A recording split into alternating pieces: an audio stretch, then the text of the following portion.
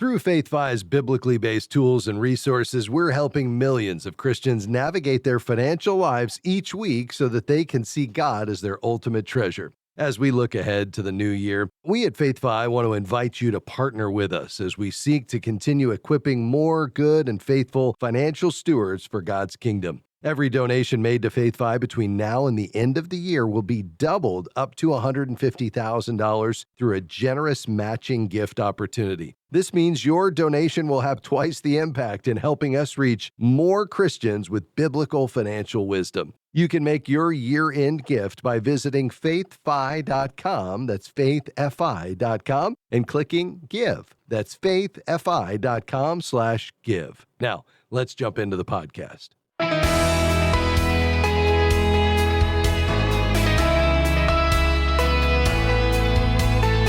You have to be at least 62 to collect Social Security, maybe because it takes that long to understand the program. Hi, I'm Rob West. Do you have questions about Social Security? Of course you do. Who doesn't? Well, you don't want to miss today's program. Eddie Holland is back to answer more of your questions about Social Security. And then it's on to your calls at 800-525-7000. That's 800-525-7000. This is Faith and Finance, biblical wisdom for your financial journey.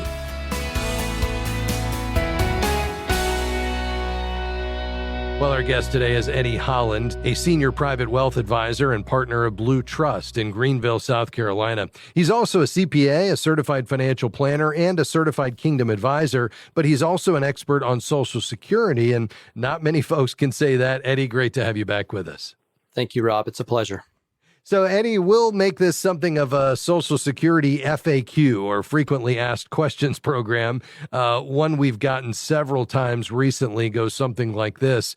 Can I claim my Social Security benefits when I'm 62 and then switch to spousal benefits when my spouse claims their retirement benefits a few years from now? Why don't we start there?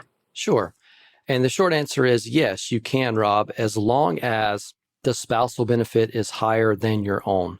If your own benefit is higher than the spousal benefit, you will not be eligible to claim the spousal because you have to take the higher of the two. Yeah. But in the case that you just spelled out, if the spousal benefit is higher than your own, then when your spouse starts to claim, you could potentially get an increase in benefit for whatever that spousal amount is.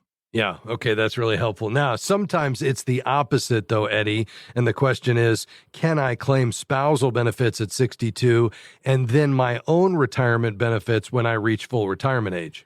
And as you said in the intro, Rob, this is where things get tricky. So if a person is claiming a spousal benefit, that means that his or her spouse has already started claiming a benefit. So, Rob, the way I like to explain Social Security is think of it as doors. You're only eligible to walk through your spousal door if your spouse has walked through that door first. So in your illustration, there's not really a way to claim only a spousal benefit and delay your own benefit. Social Security Administration forces you to take the higher of the two benefits.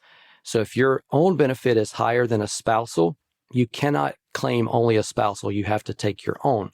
On the flip side, if your spousal is higher than your own benefit, but your spouse has not walked through his or her door first, you're not eligible to walk through that door as a spouse. It's only once the spouse walks through that you can walk through and claim a spousal benefit. So the short answer is, can I claim spousal benefits at 62 and then my own benefit when I reach full retirement age? No, you have to take the higher of the two benefits. Okay. Now, there is a scenario there where you can take one and let the other grow. So let's be clear. What scenario is that? So really, the only scenario where you're letting the benefit grow is regarding a survivor benefit. So a survivor benefit, you can take your own benefit or a survivor benefit off of a deceased spouse's record. If we're talking about your spouse still living and you want to draw your benefit or a spousal benefit, you're not really allowed to pick and choose the higher of the two unless your spouse has not walked through his door. So let's say we've got husband and wife. Husband has started drawing his benefit. Wife only wants to draw a spousal and let her own grow. Because her husband has walked through his door first, she does not have the ability to pick and choose. She must take the higher of the two, which in this illustration would presumably be the spousal benefit. So she has to take the higher benefit. Okay. Yeah, that's really helpful. Well, Eddie, that clears some things up. And again, this is why this gets confusing. We're going to continue to unpack these frequently asked questions after the break. But do you recommend, because this can be so confusing, that folks set an appointment with the Social Security Administration to sit down and review their situation? Or would an advisor be better suited to do that? What do you recommend there? What I've found, Rob, is that an advisor that understands Social Security benefits may be a little more helpful. I've actually attended or visited the Social Security office with several clients. I've found that Social Security agents are a little reluctant to give advice. They're happy to give information, but a lot of times that advice is what people are wanting. So an advisor may be a better option for them. Okay. Yeah, that's really helpful. Well, folks, Eddie Holland is here today. Eddie is a senior private wealth advisor and partner at Blue Trust in Greenville, South Carolina. He's also a Social Security expert. When we come back, we'll tackle a few more questions. What about taxes when you're collecting Social Security? And can you change your mind? That and more just around the corner. Stay with us.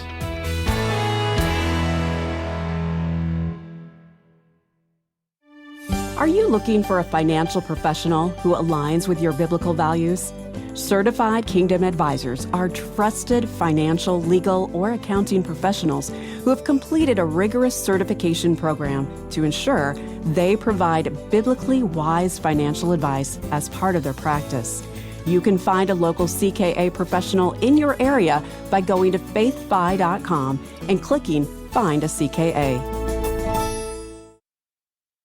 We are grateful for support from Praxis Mutual Funds.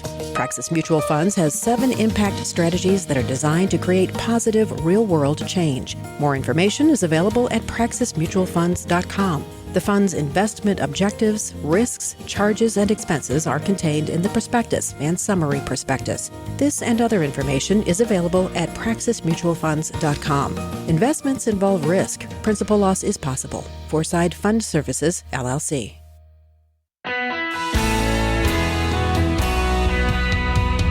You've got questions, we've got answers about Social Security today, because joining me is my good friend Eddie Holland. This is Faith and Finance.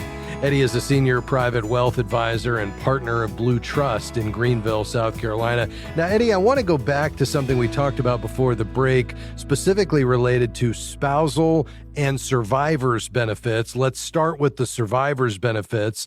This is essentially the one scenario where you can take one benefit and let the other continue to grow and delay all the way until age 70 and then switch to the higher amount. Explain that again for us.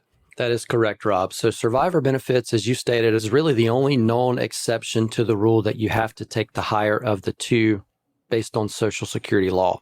So survivor benefits, you're eligible off of a deceased spouse's record as early as age 60. Okay. At any point between 60 and your full retirement age, you may start drawing a survivor benefit. Now, you would not want to delay survivor benefit past your full retirement age, because a survivor benefit does not receive what's called a delayed retirement credit.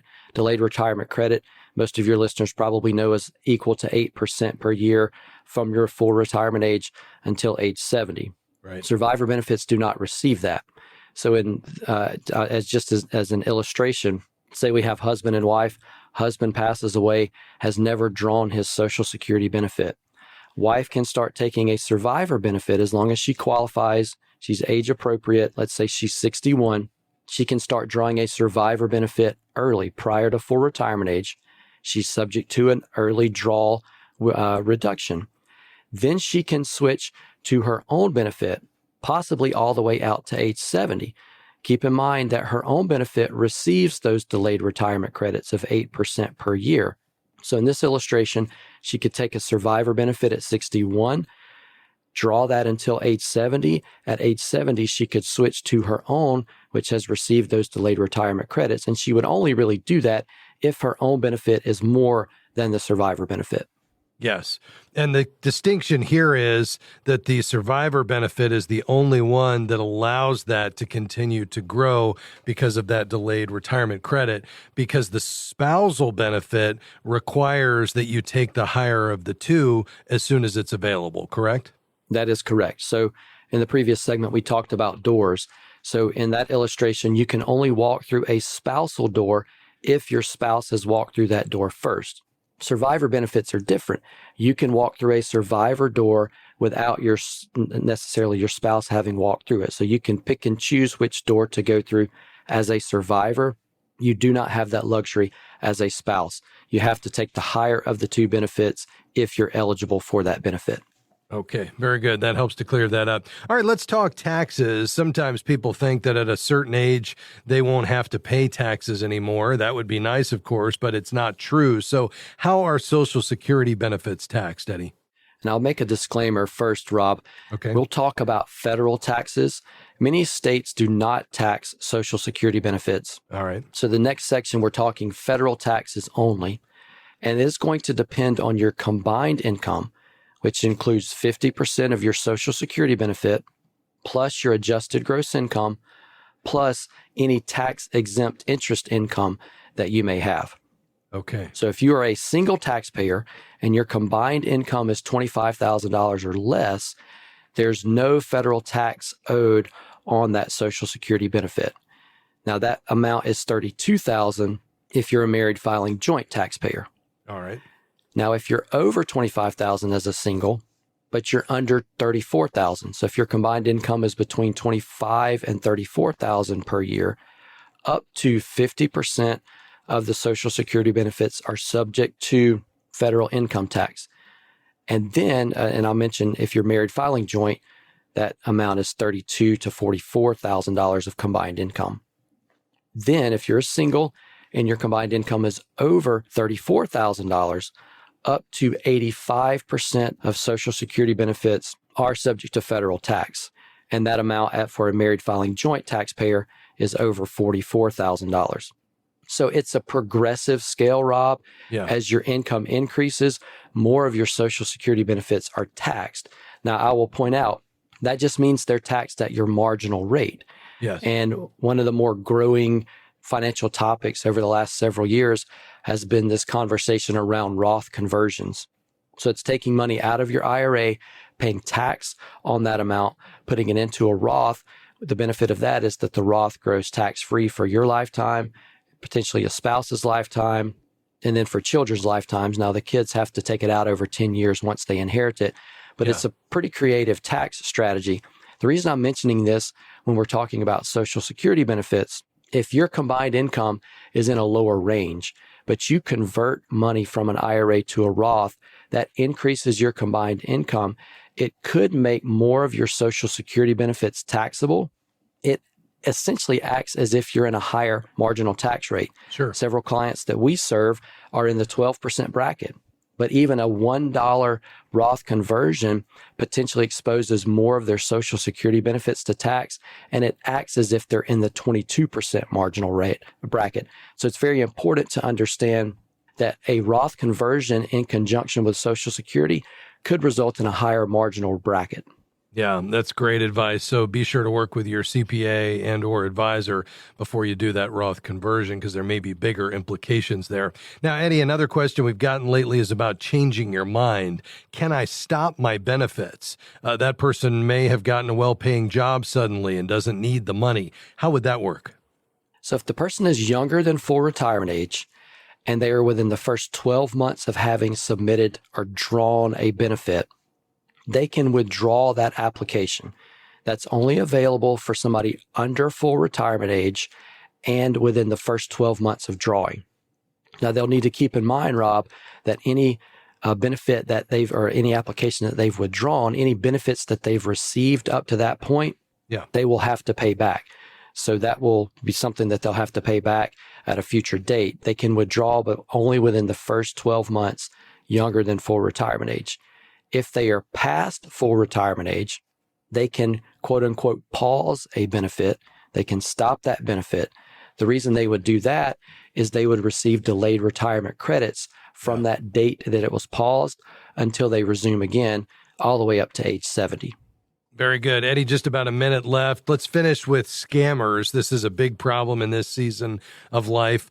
Someone asks, what should I do if I get a call that there's something wrong with my Social Security number?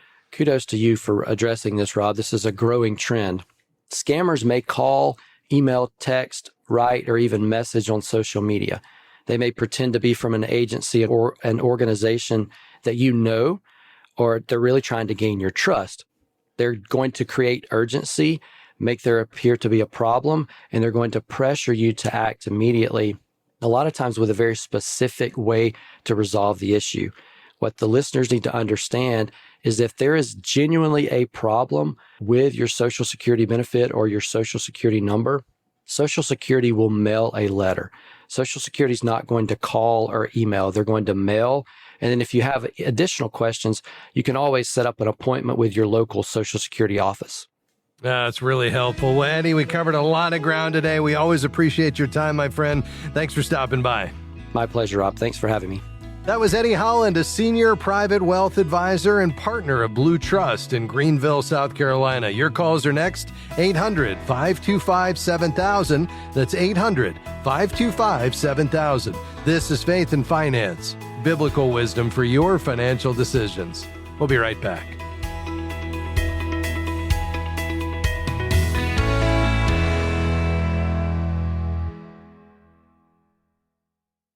God has entrusted His finances to you, and we at FaithFi have designed our FaithFi app to help you live, give, owe, and grow with that perspective. Our FaithFi app is the leading biblically based finance app. You can manage your money, get top biblical financial resources, and interact with a community of like-minded believers, where you can ask questions, get answers, and share what you're learning. Go to faithfi.com and click the word app to get started. Faith and Finance is grateful for support from Sound Mind Investing.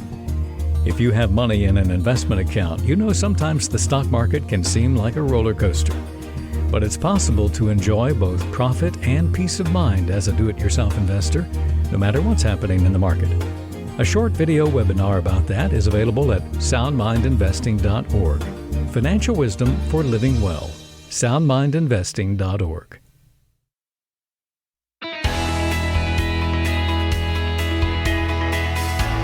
Great to have you with us today on Faith and Finance. We're taking your calls and questions today, 800-525-7000. That's 800-525-7000. We'd love to hear from you today. It looks like we've got two lines open. Let's go to Ohio. Larry, you're next up, sir. Go ahead. Hi, Rob. You've been able to help me in the past, and my IRA, I rolled everything in at retirement, rolled it into an IRA, okay? And I get 5% on that money for living expenses. And my question would be, should I and could I roll that over pre-tax, or am I going to have to pay the heavy tax of 30 or 40%? So is it still in the 401k today? It is. Okay. Yeah, and so you're wondering about rolling it to an IRA, is that right? No, it is in an IRA. I'm looking, to roll it into a Roth. I see. Got it. Okay. Well, you have access to it now. The question is just, you're going to have to pay the tax. The only way you're going to avoid paying the tax is through a qualified charitable distribution and out of the IRA, the traditional, and you can't do that until you're 70 and a half. Apart from that, there is no other way to get that money out of the IRA, whether you convert it to a Roth or you just take a straight distribution without it being added to your taxable income. So the question is just, at what point do you pay the tax? So the unknowns are, what are the primary unknown is, what are the tax rates going to be in the future? We know what they are today. Some of the pressure has been taken off just because if we had had a different outcome on the election, we would have perhaps expected the Tax Cuts and Jobs Act of 2017 from President Trump to expire in 25 or at the end of 2025, and we would have expected that tax rates were going higher. That's probably, we don't know for sure, but probably off the table for the time being. So there's less urgency to do something right now. So then the question is, well, what are the tax rates going to be in the future, like 10 plus years down the road? We just don't know. We know we're in a relatively low tax environment right now. So is it a bad idea to convert it? No, as long as you have the money to pay the tax without taking additional money out. I'd love for you to preserve 100% of what you have in the retirement account, which means you'd need to be able to cash flow the tax payments, and you'd want to time it strategically to be able to do it in a way that doesn't push any portion of it up into a higher tax bracket, and your CPA could help with that. With regard to the inheritance, if your son receives it in a Roth, the tax has already been paid, and then he can take it out tax-free, and there's no inheritance tax that he would pay. The only taxes would be estate taxes, and currently that means you have to have at least a $13 million estate before you'd have any of those. If you don't convert it, then he would have to pay the tax, and as a non-spouse beneficiary, he would receive it as an inherited IRA, and based on the current laws, and this could change, Secure Act 2.0 says he'd have to take it out within 10 years. And if you had already started taking an RMD, he'd have to continue that at a minimum, and the account would have to be completely exhausted within 10 years, and he'd pay the tax based on his own tax rates and federal income tax return and state as he pulls the money out. So I think the question is just, do you want to pay the tax now or do you want to pay it later? And if you have the ability to cash flow it now in this low tax rate environment, probably not a bad idea, but I'd be strategic about how and when you do it, and don't over convert in the sense that, if you could leave at least enough for your charitable giving throughout the rest of your life in the traditional IRA, you could take that out as a QCD at 70.5 and never pay any tax on that, which, is a great benefit because you're essentially double dipping. You got the deduction when it went in, and then you don't pay on it coming out because it's going straight to a charity. But give me your thoughts on all that. Okay, well, I guess what I'm looking at is having access to some, because I've got a substantial amount, and we have some things we'd like to do, like say if I took a chunk out of $25,000, I would just pay the full tax on that, and I just get my $25,000, do what I want with it, and go on down the road. Exactly. Yeah. So there's really no difference here. You have complete access to the money once you're 59.5 without any penalties, whether it's the traditional or the Roth. You can pull it out at any time. The question is just the timing on paying the tax. Do you want to pay it at conversion time to put it in the Roth and then take it out tax-free? Or do you want to leave it where it is and just pay the tax, when you take the withdrawal? But it's really the same. Yeah. So I've done it before, and I didn't know for sure that I was doing the right thing. And I just paid the tax up front and, maybe put a new roof on the house or something of that nature. And I've made that money back threefold or fourfold, basically, doing what it's been doing. So that helps a lot. We're trying to get ourselves set up. We just consulted a lawyer about our, future years as far as our son's concerned, how he's going to get everything sent over to him. He would be eligible for all that. So we have that all secure. Everything's going to go to him in case of an accident or based on death. And if I go into a home or my wife goes into a home, I understand that they would only take about half of what we have in there, and then they would leave her the other half to maintain until her death. So, and then what's left after that would go to our sons. Yeah, well, your assets would be spent down. You're responsible for paying for your care with your own funds, but the amount taken would depend on your financial situation and whether you qualify for Medicaid. So you would have to spend all those assets down to below $2,000 before Medicaid would kick in. So if you need to pay for care, that's going to come out of those accounts. But I think you're doing all the right things. I think the only other thing would just be, how do you continue to prepare your son to be the next steward of this money? I think getting him involved in some charitable giving with you might be great. Here's the risk. When wealth grows faster than wisdom, we've got a danger zone there, and that often happens with an inheritance. So just make sure we're passing spiritual and character capital first before the financial capital. Hey, God bless you, Larry. Let's go to Boston. Hi, Maria. How can I help? Oh, hi. Thank you, Mr. West. Thanks so much. I talked to you, I think, about 2.5 years ago, but I don't expect you to remember. Yeah, you said check in. I used to work overseas full time, and so I've been home 10 years. Anyway, my question is, I wondered if I could not take a loan, but I'm 61, if I could take out money from my 401k to pay off my car loan, because I believe it might be a good idea, but I have, the numbers for my budget and income and everything. If I would probably not do that. I see here in my notes, your car loan is at 6.7%. Here's the thing, that money is, you're not going to pay a penalty on it because you're over 59.5, but it is all going to be taxable to you. But more than that is, it's no longer there to continue growing and to be able to be converted to an income stream. So there's an opportunity cost to that. And as much as I don't love you paying 6.7% on that car loan, I would rather you leave that 401k money right where it is, and then at the appropriate time, have you convert that to an income stream to supplement Social Security. So unless you just have a real conviction to be debt-free as soon as possible, I would leave the 401k money right there and just try to pare back your spending as much as possible and free up as much as you can to pay towards surplus just out of your current cash flow as opposed to the 401k. That would be my best advice, just because I'd like for you to preserve that account if at all possible. Thanks for your call. Big thanks to my team today, Peter, Dan, Amy, Jim, Taylor, and everybody here at FaithFi. We'll see you next time. Faith and Finance is provided by FaithFi and listeners like you.